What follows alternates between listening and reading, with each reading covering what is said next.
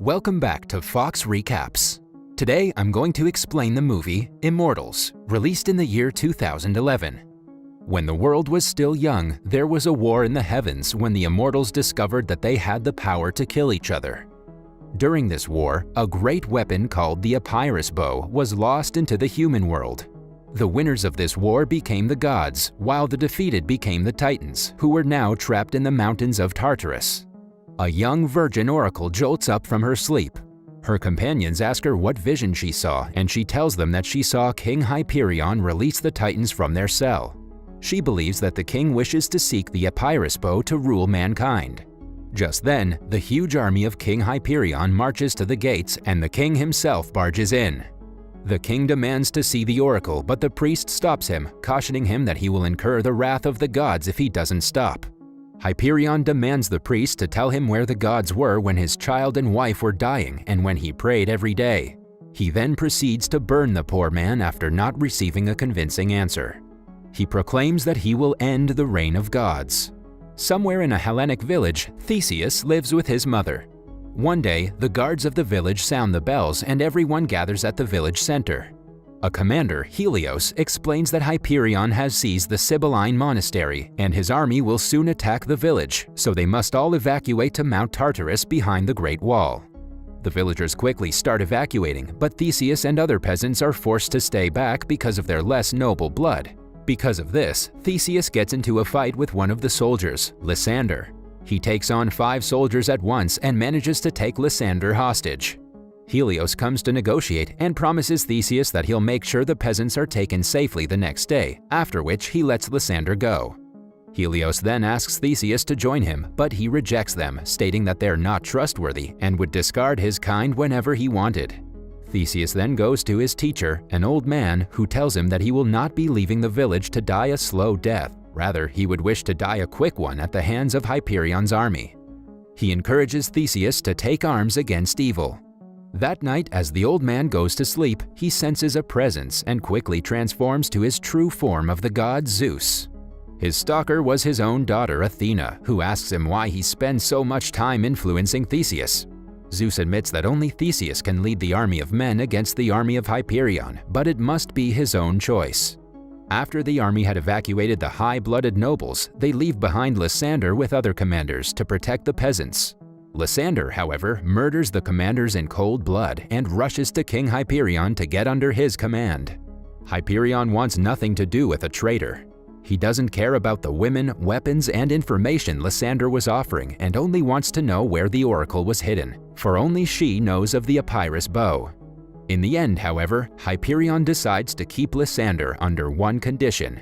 He orders his soldiers to rid him of his manhood, for the world doesn't need any more cowards like him to be born.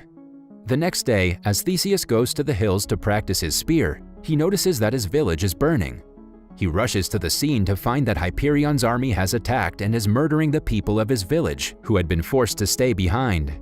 He also sees 2 soldiers about to kill his mother. Theseus roars in anger and murders several men in hopes to rescue her, but he's eventually pinned down by several men. Then King Hyperion takes a dagger and slits his mother's throat right before his eyes. He then commands his men to take Theseus to the salt mines as a slave.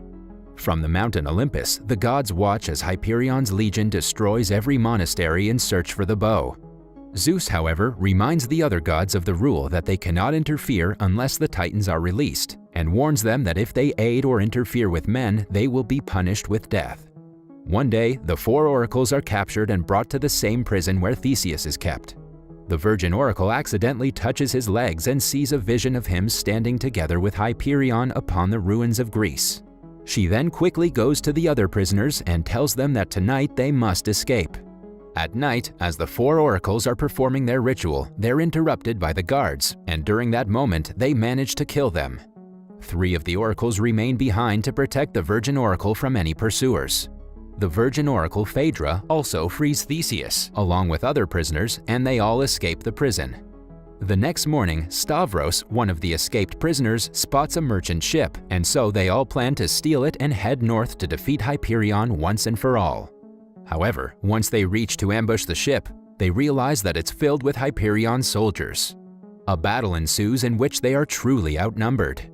Despite Zeus ordering them not to interfere, Poseidon jumps from Mount Olympus into the sea to create such a tide that destroys anything in its path. The soldiers are blown away along with the ship, while Theseus and his group are saved thanks to the oracle's visions. Later, Theseus asks Phaedra what else she has seen in her visions, and she tells him that he will embrace Hyperion. She also tells him that she saw a body. Theseus tells her that her mother had passed recently. Phaedra tells him that they must give her a proper burial, for her faith demands it, and so the group heads back to Theseus's village. On the other hand, Hyperion also commands the Minotaur to go after the Virgin Oracle, and he orders his other soldiers to ambush anyone in the village. After burying his mother in the temple, Theseus says his final goodbye to the village and destroys the temple. When he strikes the temple's mound with his hammer, he suddenly finds the Epirus Bow. Just then, he's attacked by the Minotaur. Outside, his friends are also surrounded by the ambush party. Theseus fights bravely with the Minotaur, and despite being injured in the arm, he manages to beat the bull and chop his head off. Theseus then goes outside and uses the Epirus Bow to kill the soldiers surrounding his friends. After securing their safety, Theseus blacks out. The next morning, he wakes up to Phaedra nursing his wounds. She tells him that he had been poisoned but is now out of danger. The both of them have fallen in love with each other, and so they sleep together. In doing so, Phaedra relinquishes her position as the Virgin Oracle and loses her power of vision. Later that day, Theseus, along with Phaedra, Stavros, and the monk, head to where Hyperion is camped in order to finish him off and end his suffering. However, they find no one there. In the center, Phaedra sees a bull idol, inside which her oracle sisters were trapped and burned. She weeps for their suffering. The monk gets enraged and heads marching on to the halls without realizing it's a trap. Theseus and Stavros try stopping him, but it's too late, as they're soon surrounded by the heathen men. Theseus also loses the bow to a dog. Ares, the god of war, appears and destroys the entire enemy battalion surrounding them. Athena also appears and provides the men with 2 horses and urges them to rush to Tartarus to stop Hyperion. Much to their dismay, Zeus barges in from the skies. He is very displeased with his children. Athena quickly apologizes, but Ares tries to argue, which makes him so angry that he whips him to his death. Zeus then turns to Theseus and warns him that no god will ever help him again and that he is on his own. Hyperion and his men have already marched to the Great Wall of Tartarus. Hyperion asks Lysander about the place, the defenses, and the number of soldiers it holds, after which he simply dismisses him. The dog from earlier approaches Hyperion and hands him the Epirus Bow. The soldier accompanying the dog relays to Hyperion how the gods appeared from above and slaughtered the men. He warns the king that this news would bring panic among men. Hyperion, now mad with power and hunger, simply kills the man so that the news may not spread. After hearing how the gods saved Theseus, Hyperion gets all the information he can on the boy with the help of Lysander. He finds out that Theseus is a bastard, born after his mother was raped by some villagers. This piques his interest. On the other side, upon reaching the Great Wall, Theseus quickly meets with Helios. He is then taken to the head of the council. Theseus tells him that the Epirus Bow is now in the possession of Hyperion, and that they must seal the gates and prepare for war. The council leader doesn't believe him, nor does he believe that the gods exist, so he simply refuses. Suddenly, they're notified that an envoy has been sent by King Hyperion to discuss the terms of peace. The envoy from King Hyperion strangely requests for Theseus to talk with. As Theseus and the envoy converse, the envoy reveals himself as King Hyperion and asks Theseus to join him. He is certain that the war will go in his favor and promises to provide Theseus with immortality. Theseus rejects it, saying deeds are immortal, not flesh, and returns inside the wall. It is pretty clear that the war is now upon them. The next day, all the soldiers prepare their weapons, shields, and armor for an imminent war.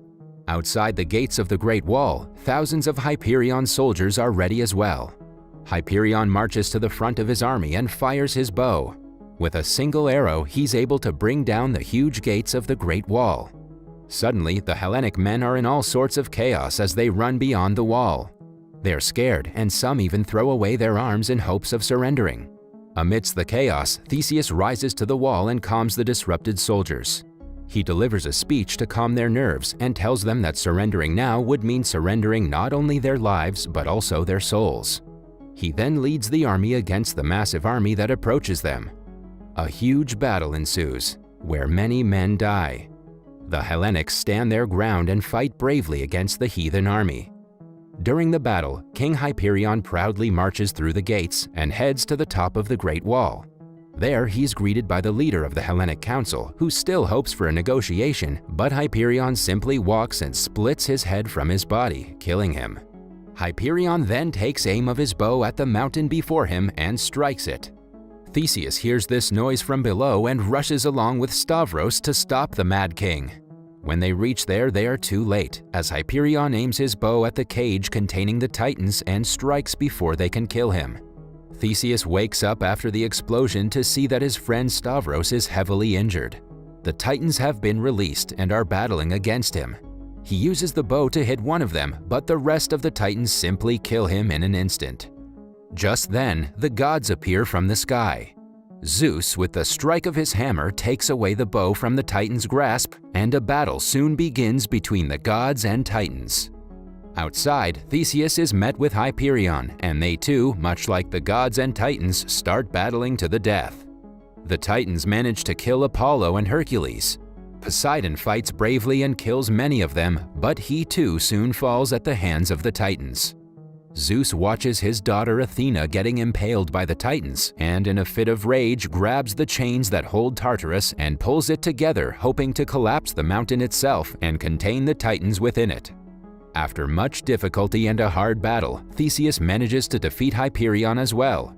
Just as he does so, the mountain Tartarus collapses upon them all. Sometime later, it is known that Theseus earned a place amongst the gods for his bravery beyond any other man. He was also rewarded with a son, Acamas. A huge monument to honor Theseus had been made in the village center. Acamas watches his father's monument in awe. Suddenly, he's greeted by an old man, the same man who once taught Theseus. He tells Acamas that the war in heaven is coming and his father will be there. Acamas then looks to the sky and he can see thousands of men battling. The war in the heavens has begun. That was all from the video. I hope you liked it.